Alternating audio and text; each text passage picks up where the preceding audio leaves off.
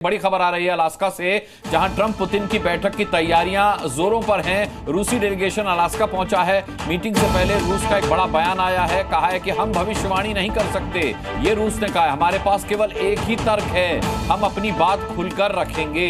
ये रूस ने साफ कर दिया है। रूस के विदेश मंत्री लावरोव अलास्का पहुंचे हैं। आज की बैठक बेहद अहम होने वाली है, लावरोव का ये कहना है।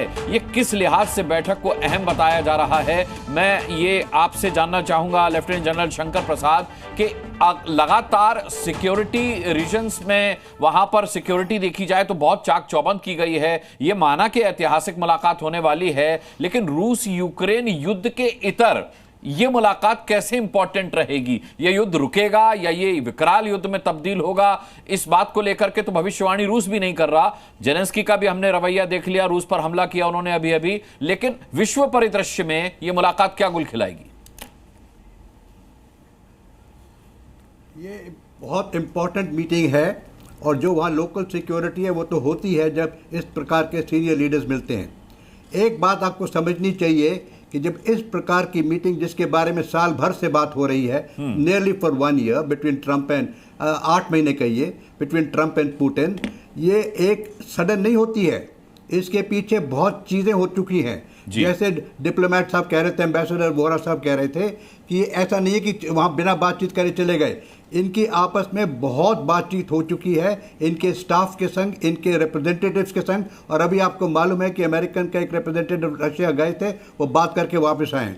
तो इस समझ में मेरा मानना ये है कि जो इलाके रशिया के पास आज हैं उनको रशिया किसी सूरत में नहीं छोड़ेगा, पहली बात।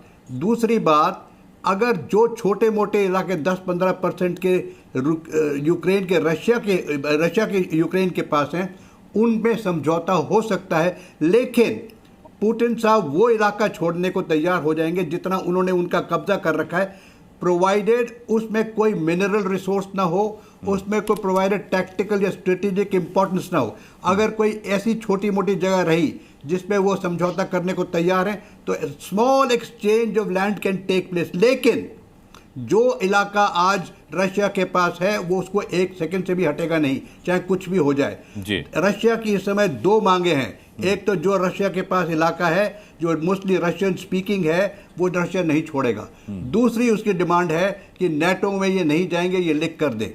तो दीज आर 2 डिस्टिंक्ट डिमांड। और क्रीमिया को वो छोड़ेगा नहीं, आपको मालूम है बाल्टिक सी के बारे में बात हो चुकी है। So the point is this, that मेरे हिसाब से, मैं दीपक साहब से 100% सहमत हूँ। This is all about economics. Russia चाहता है कि हमें जितना इलाका मिल जाए मिनरल्स का, जितना इलाका मिल जाए उनकी भूमि का, वो हम रखेंगे। जी न्यूज़।